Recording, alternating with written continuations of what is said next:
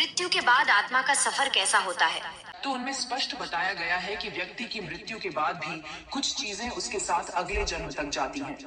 कुछ चीजें ऐसी हैं जिनका भुगतान व्यक्ति के अगले जन्म में भी करना पड़ता है।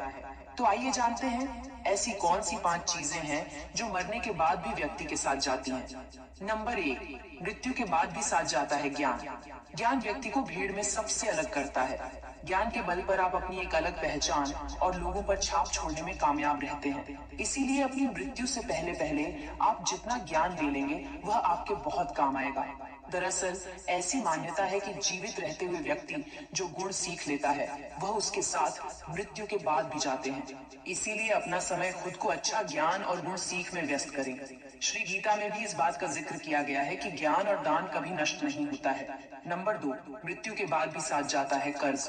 धार्मिक ग्रंथों में बताया गया है कि कर्ज कभी भी व्यक्ति का पीछा नहीं छोड़ता। अगर किसी व्यक्ति ने आपका भला किया है तो उसका ये ऋण जैसा ही मौका मिले उतार देना चाहिए।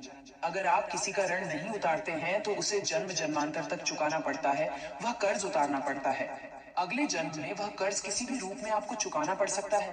साथ अगर आपने किसी को कर्ज दिया है और उस व्यक्ति की मृत्यु कर्ज चुकाने से पहले ही हो जाती है तो आपको भी बार बार जन्म लेना पड़ सकता है। इसलिए ऐसे व्यक्ति को उसकी मृत्यु के साथ ही माफ कर देना आपके लिए उचित रहेगा। नंबर 3, मृत्यु के बाद भी साथ जाती है वासना और मोह। ग्रंथों के अनुसार अगर किसी चीज को पाने की चाहत रखते हैं और वह चीज व्यक्ति को न मिले तो मृत्यु के बाद भी उस चीज की वासना उसका पीछा नहीं छोड़ती। सांसारिक सुखों की चाहत रखना वासना ही है। वासना को लेकर विष्णु पुराण में एक कथा भी मौजूद है। राजा भरत को अपने हिरण के बच्चे से बहुत प्यार था। उसी के बारे में सोचते हुए उसने प्राण त्याग दिए। अगले जन्म में राजा को खुद हिरण रूप में जन्म लेना पड़ा। इसलिए कामना और वासना को अपने मन में हावी नहीं होने देना चाहिए। साथ ही किसी भी चीज को लेकर अधिक मोह माया नहीं होनी चाहिए। नंबर 4, मृत्यु के बाद भी साथ जाते हैं कर्म। गीता में कहा गया है कि मनुष्य जीवन बिना कर्म के संभव नहीं है। हर पल मनुष्य अच्छे या बुरे कर्म करता है। मृत्यु समीप आने पर व्यक्ति के कर्मों द्वारा ही तय होता है कि उसे परलोक में सुख मिलेगा या दुख। इन्हीं के परिणाम से अगले जन्म में अच्छा बुरा फल प्राप्त होता है। कर्म 7 जन्मों तक व्यक्ति का पीछा नहीं छोड़ते हैं।